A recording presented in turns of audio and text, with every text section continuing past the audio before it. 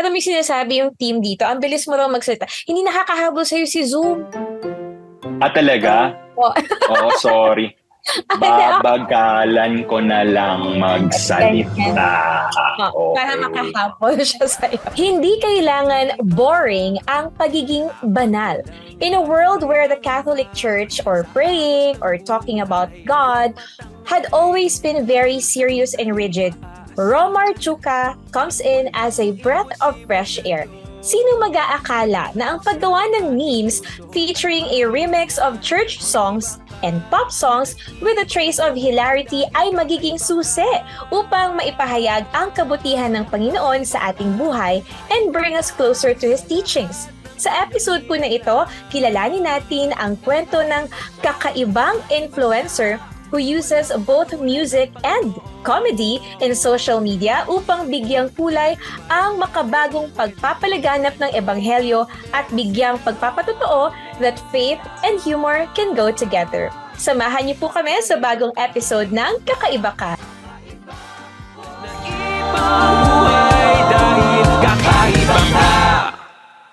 Hi Romar! Welcome to Kakaiba Ka!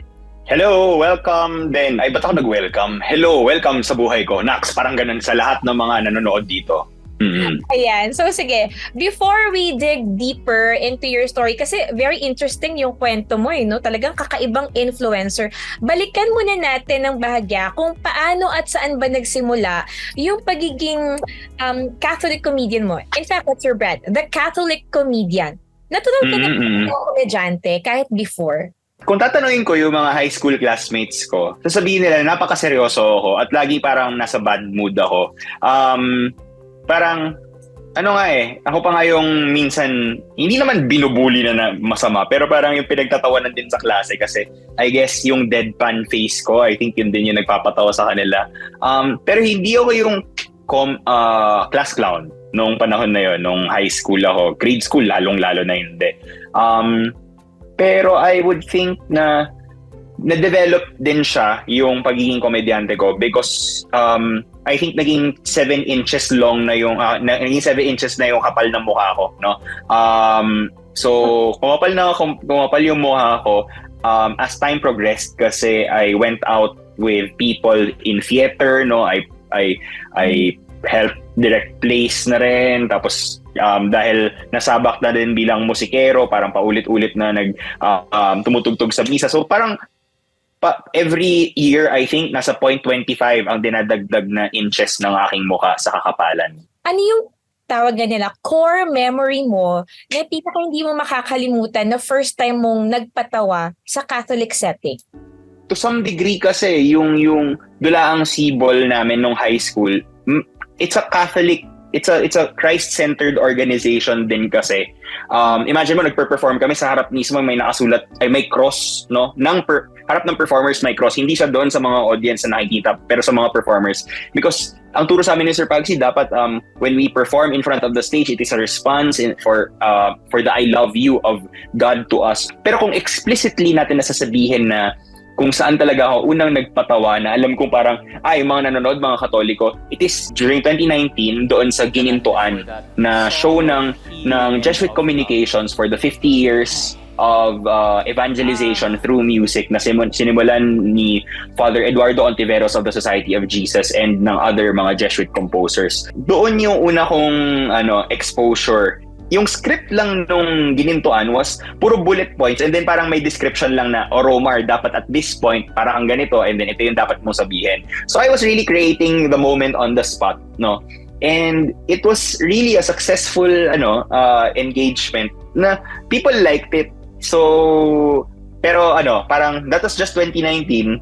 Parang yun lang yung first time, pero hindi siya nag-die down siya kasi hindi ko naman in-apply yung pagiging Catholic comedian agad-agad during that time. And isa sa mga nag-viral na mga videos from there is my interview with none other than Cardinal Tagle himself, no?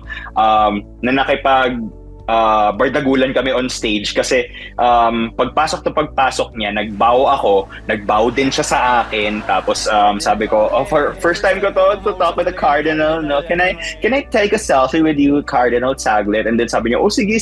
And then after namin mag-selfie, sinabi niya, grabe, iba ka ha? Tapos sabi ko, hindi, ikaw din, grabe ka rin, iba ka rin. There's actually a picture of that. I used it as a cover photo of my page for a while. What was the impression of Cardinal Taglia? Tawang-tawa niya siya sa'yo. Tawang-tawa din kasi to the point na habang inintroduce ko na si Lara Maige, yung kaduet ni Cardinal Tagle. Tapos sabi ko, Cardinal Tagle, since di tayo nag-practice, si Lara na lang. Tapos sabi ko, Cardinal, see ya ha, bye. Tapos alis ako on stage, explain si Cardinal Tagle. So, naging kaklase ko kasi si ganito, ganyan. Tapos naalala niya, biglang tingin siya sa backstage, see ya. So, yun yung impression na napakita ko yung human side of these, I mean, holy people, pero parang we are all holy people, no? Pero parang napakita ko na may ibang side yung ganitong mga tinitingala nating mga tao. It was slowly revealing to me na baka yun yung pwede kong gawin, pero hindi ko pa siya ganun kasi seryoso during that time. So, kailan na ulit nasundan? Nasundan siya noong 2021 during the pandemic. Okay. Tapos I was taking up my masters in business ad. Naghalo yung feeling na bored at saka stressed, no? Kasi minsan cramming din yung mga ganyan. So sabi ko, sobrang stressed ko, hahawak ako ng piano. May piano naman kami sa bahay. So tumutugtog lang talaga ako. Tapos minsan video ko yung sarili ko. And then what happened then was while I was taking a video of myself, dun sa eksena na ginawa ko, tinugtog ko yung intro ng Anima Christi.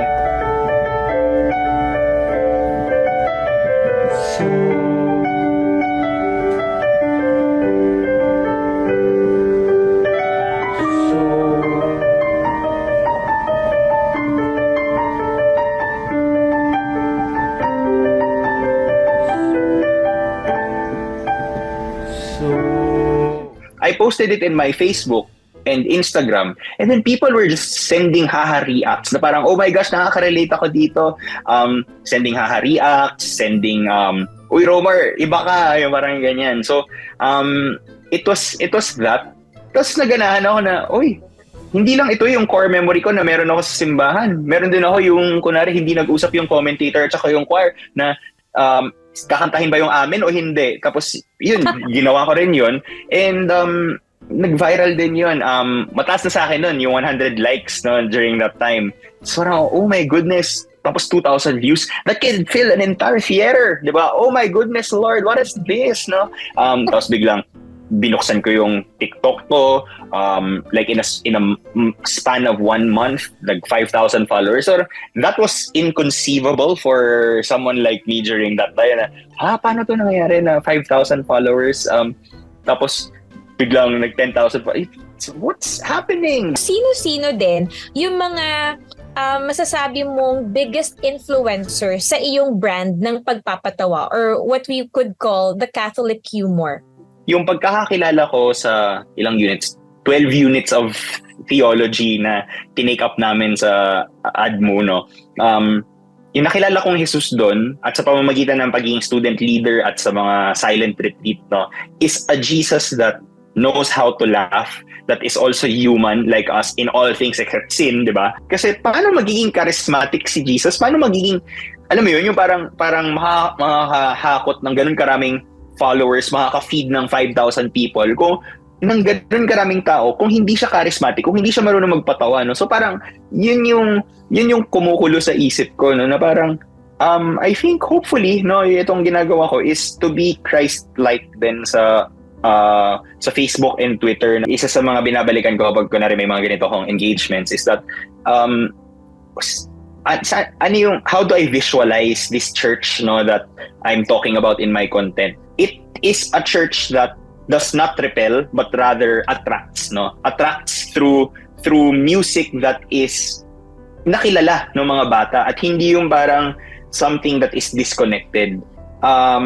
And yun, natutunan ko rin yan sa theology units namin and sa retreats, etc. na itong Diyos na meron tayo, hindi natin siya dapat kinukulong doon lamang sa loob ng simbahan natin. Sinabi nga ni St. Ignatius of Loyola himself, no, na isa ko rin influencer, we find God in all things. And if totoo nga na we find God in all things, then perhaps He is there outside in the world, continuing to create this world that we have. Nabanggit mo kanina, no? 2021, kasi nga, during the pandemic, dun nag-start yung pagte-TikTok mo. So, habang karamihan sa atin, nakakaramdam ng takot, desperation, walang kasiguraduhan, may uncertainties dahil nga sa COVID-19 pandemic, siya naman yung pag-usbong ng mga nakakatawang videos mo sa social media, paunti-unti. So, what pushed you to post those memes and content or funny videos habang kasagsagan din ng pandemic? During the pandemic, people had a pain point in terms of they're missing the church, no, the physical of attending mass, no, attending the feeling of home, no, sa simbahan. And namimiss din nila yung pag-serve sa choir. So, if there's something that reminds them of this love of God and their service once upon a time, yun yung kapaligaya sa kanila. And I think yun yung na-offer ko by accident, no, which yun yung nag-strengthen sa value na nabibigay ko doon sa mga nanonood, no, na nagkakaroon ng religious insights, nagkakaroon ng going back to the memories, no? And essentially, I think people were also realizing na, itong mga experiences ko once upon a time, akala ko ako lang nakaka-experience, pero hindi pala ako nag-iisa, no? Itong mga religious mashups, yung mga hinahalo nila Romar, kalokohan namin to sa choir namin noon, na nag-segue siya into secular yung religious song, eh. Kalokohan namin yun. Tapos na-experience din pala yun ng iba't ibang mga choir. So something like that, no matter how simple the idea, it became so powerful, I think, to the point that it connected a lot of different groups, different choir groups, different people who served in the church, and maybe also people who once upon a time served in the church, pero lumipas na sila, and then when they heard that kind of music, nagkaroon sila ng memories na, I used to have this experience 2010 or how many years ago na I used to serve in the church, and then I had these nice and warm feelings, and I think yun yung natamaan natin na sa pamamagitan ng content na ginawa natin during the height of the pandemic, na at the end of it all, sinabi ko na you're not alone. God is with you. Itong mga ka-choir mo is with you. Talaga namang naging hit o patok, no, sa panlasa ng mga millennials, even Gen Z, yung mga memes mo. Ano yung mensahe mo para sa mga nakakapanood ng posts mo? May gusto ko sabihin behind everything, behind the book, behind the podcasts, behind the interviews, no, behind the Facebook and the funny content. Meron akong gustong ipahiwatig tungkol sa isang uri ng pag-ibig ng Diyos na kaya kang mahalin no matter who you are. Parang ganun. I want you also to emphasize na yung mix ba ng comedy and faith, yung pwede siyang pagsamahin. Kaya gaya nung sabi kanina, diba? Hindi boring ang pagiging banal. Can you expound on that? That even the saints, when they walk this earth, I'm sure, no, na hindi lang sila yung nakikita nating nakatayo at naka-prayer position palagi.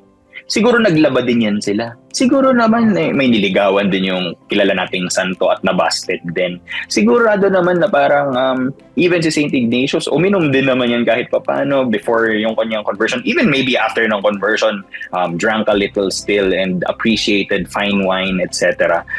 Parang yun yung gusto kong mapakita na yung closeness ni God is just within reach. He is just there. Kasi people are saying na, yun nga, di ba, ang nagkakaroon ng epidemic in thinking about this God na nandyan lang siya sa taas, no? That we have to do things to merit His love. Well, in fact, this love of God has already been there in the first place. So ito bang ginagawa mo ngayon? Is this also your way na rin to evangelize? Can you say that?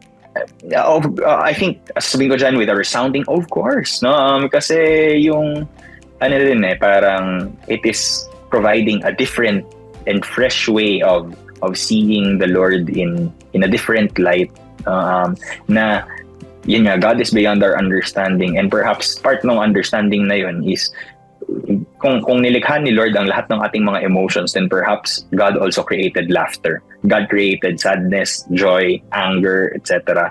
But ako, nilalagay ko lang yung spotlight sa humor. I'm sure nakaka-receive ka ng mga messages and comments, di ba? Nakatanggap ka na ba ever ng comment or message na, uy, Kuya Romar, sobrang ganda ng content mo, natawa ako, napasita ako. May mga ganon ka na ba? Yes, minsan I take a screenshot, and then these beautiful comments, they keep me going, no? Yung for example, sinabi ng isang person sa akin na, alam mo Romar, I just felt so alone at 2 a.m. and parang wala nang pag-asa, and then I just came across your content, and then sabi ko, oh my gosh, this is a kind of love of God that fills me. It means so much for me kasi nagpapataba siya ng puso na hindi dahil sa chicharon or sa lechon na kinain mo, pero dahil sa mga salitang binitawan para sa ginagawa ko. Nagkakaroon ng spiritual kiligations more so because it doesn't point to me, but it points to the relationship with God. Tapos parang ako, dun yung kasi ako, bilang isang theater person, gusto ko naman na parang, oy, wow, palakpak, yes, the likes, etc. Pero parang, I am reminded always by my experience sa Dulaang Sibol, dun sa high school group namin, na the most important role in the theater is not actually the performers, no, but it is the lightsman. No matter how the lightsman is not seen, but this lightsman goes into the shadows and projects the light to other people so that other people may be seen. Siyempre, may kumbaga, may opposite yan. Nakaka-experience ka na ma-call out for a certain post or video. In short, bashers. Nakaka-experience ka rin ba ng ganyan? Kung oo, paano mo sila hinahandle, yung bashers mo? I have been called the worst of names, no, to the point that I am branded with the 1500s term of heretic, no. Ganyan, no. And nakakatanggap talaga. Hindi na siya maiwasan. Ang sinasabi na ng mga friends ko na, Romar, kapag mabunga ang isang puno, maraming magbabato. Let's talk about your content. Do you plan or strategize your content? At saka, paano ba pinag-iisipan or binubuo yung mga magiging laman ng online social media platforms? The answer is no. Hindi ko siya pinaplano. It just is what's happening for the day. I find humor. O sige, post ako. Kung wala man, o di sige, post pa rin lang kung ano maisip ko na jokes, no? Because I've noticed that the more I pressure myself to produce content, the less successful it becomes, no. But if I just let things be and allow the Holy Spirit, no, na to make kilite my mind, and so most of the time dun nga nagiging successful, dun pa pumapasok na, oh nga no, I never thought that itong bagay na to would go viral, but it goes viral. But again, it's not always about the numbers, no. Kasi yun nga, tulad ng sinasabi ko, there are posts na alam kong buhat siya ng pag-ibig, buhat siya ng pagdarasal, and kahit na 3 lang ang nag-heart reacts noon, or 4 or 5, parang nasasabi ko na, okay, I think this is worthwhile sharing this kind of story to other people. Can you say naman ba that at this point, you are successful with your mission? Itong mga pinopost ko, it doesn't show the end. It is just a very small aspect in the greater scheme of things, of hopefully people realizing that God is here with them, etc. It is just a small Am I successful? I'm trying my best. No, I'm trying my best. It's not an end all and be all na parang, uy, nagkaroon ako ng ganitong karaming followers, tapos na ang laban. It may look successful, yes, because in a span of 2 years, ang dami ko nang nagawa, no? Ang dami ko nang naikutang mga diocese at na-meet ng mga kabataan, at na-experience yung kanilang pagmamahal, and nabigay ko rin yung pagmamahal ko towards the people that I meet. No matter how small this grain of sand, I hope I am doing my best. 2 perspectives. One is, I am in this path na hindi ko alam Pero Lord, samahan mo ako. Pero itong path na to ay napakaliit na path patungo kay Lord na alam kong marami pang iba't ibang mga paraan para puntahan din si Lord. This is just one way. Lalim naman, Romar. Uy, thank you so much for sharing your kakaibang story. Talaga naman kakaibang influencer ka rin. Bagay na bagay ka dito sa kakaiba ka. And thank you for sharing with us na ang pagpapatawa at ang pananampalataya, pwede siyang pagsamahin. Yeah, I hope your followers and more viewers can relate more and watch your content. Sana mapanood nila yan at yung mas marami ka pa mga 2 a.m. messages na matatanggap at marami ka pa notifications na maramdaman. Kaya naman, Romar, at this point, please invite our Kakaiba Ka viewers to follow your social media platforms. And of course, ito na ang pinakahintay mo. Please promote your book. First is, I have this book. It's called The Catholic Comedy Libro. No? Bakit bro? Kasi God loves you, bro. Parang ganun siya. So, libro. And may picture ko para kung nagda-doubt kayo kung ako ba talaga author. Ayan. Na may imaginary piano. No? So, this book was published by the Jesuit Communications sa Ateneo de Manila. No? It's 250 pesos, available in Lazada and the Jescom online shop. No, so just look for it. Aside from that, no, you can go and follow Jesus in the Bible. No, so yun. Pero please follow my social media accounts, which is the Catholic Comedian. It's really Mr. Romar Chuka doon sa Facebook, pero facebook.com/The Catholic Comedian, and on Instagram it's also The Catholic Comedian, Mr. Romar Chuka sa Instagram, and on TikTok it's The Catholic Comedian din. So I think madali lang malala yun sa TikTok, FB, and then IG. Sa mga tagapanood po natin at taga-subaybay, kung gusto niyo pong maging kasisi, ka-Catholic comedy, ayan. Gusto niyo nagsisisi din? Yeah. And follow niyo po si Mr. Romar Chuka, The Catholic Comedian, sa kanyang TikTok, Instagram, and Facebook pages. And of course, pwede niyo pong bilhin ang kanyang libro, Catholic Comedy Libro. Available sa Lazada? Yes, and on Jescom online shop. Romar, maraming salamat sa pagbabahagi mo ng iyong kakaibang kwento bilang kakaibang influencer na may kakaiba ring content. Grabe, di ba? Talaga kakaiba sa'yo. Thank you so much, Romar. Maraming salamat din sa pag-imbita sa Kakaiba Ka, no? Kakaiba nga rin tong podcast or show na ito kasi marami akong nabahagi. So sana may natutuhan din yung mga tao, and I hope that this isn't the last time that I get to speak to your community. Tunay nga naman that humor is an integral part of our human nature. Catholic faith has a deep element of joy, happiness, surprise, and spontaneity. Ang kwento ng musika at pagpapatawa ng ating kakaibang influencer ay nagpapatunay na we can remain holy and obedient to the Lord's teachings habang puspos ng galak at pagsasaya ang ating pang-araw-araw na buhay. We can actually make use of laughter, comedy, and unique talents to make known God's abounding goodness and mercy and to fulfill bigger shoes in our mission as God's children.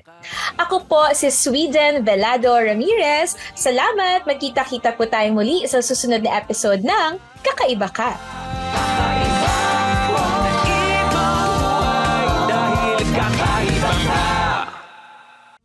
Nagustuhan mo ba ang kakaibang kwento natin ngayon? Kung gusto mo pang makarinig ng kakaibang mga kwento, press that like and subscribe button now. Also, don't forget to follow us on our Facebook page and share this with your friends to help spread the good vibes. Malay mo, ma-inspire din sila sa mga kakaibang kwento ng Kakaiba Ka. Kakaiba Ka!